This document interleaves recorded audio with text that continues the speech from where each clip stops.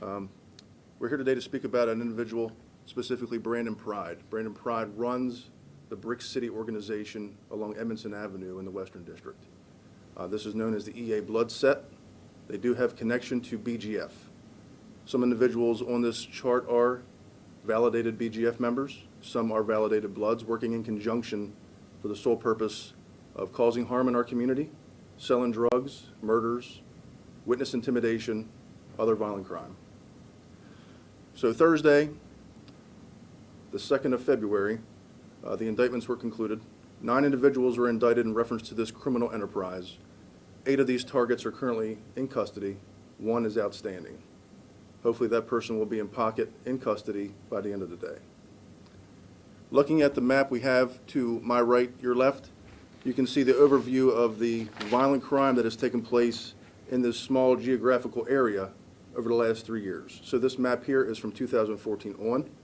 And to give you an idea of what I'm talking about, since 2014, this area, this very condensed geographical area, has had 47 aggravated assaults with firearms, 30 murders, 30 non-fatal shootings, 19 murders, and 44 armed robberies.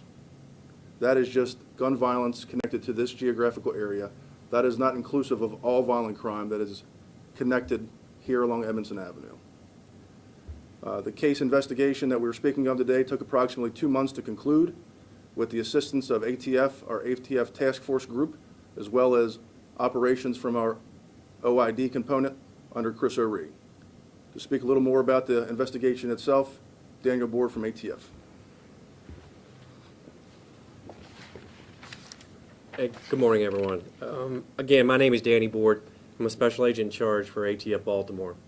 You know, every time I come up here, we always talk about partnerships and how partnerships, not just within our own law enforcement community, but with the community, is what actually solves these heinous acts. One of the first people that we actually need to recognize is the Attorney General's office.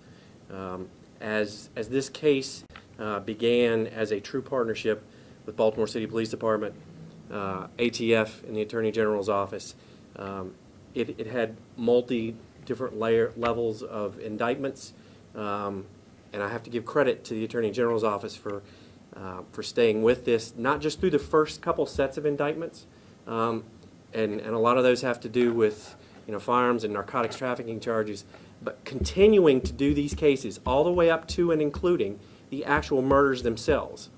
And those murders are the incidents that actually draw in the attention of everyone, obviously because of their violent nature, but that's why we do these cases, is to remove that violent element from the street.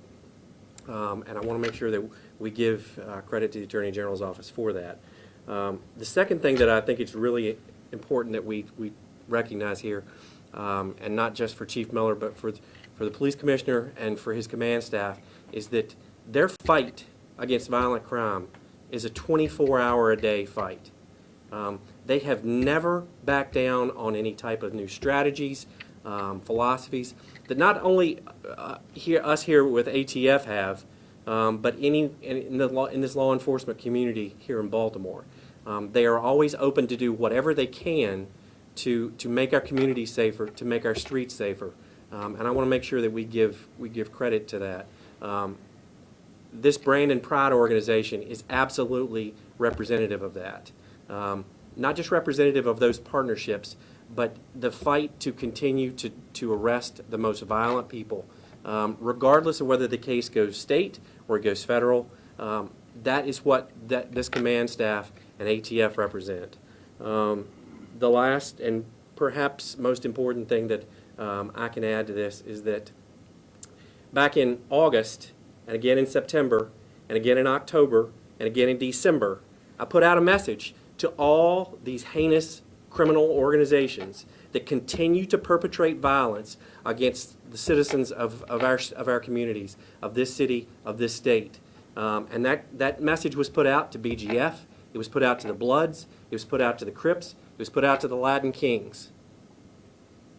I said at that point that we would be tireless in our efforts to combat their heinous acts. I said at that point that we would be tireless in our efforts to identify and investigate and arrest them. And I'm putting it out again today, in February 2017. We know who you are, and we'll see you soon.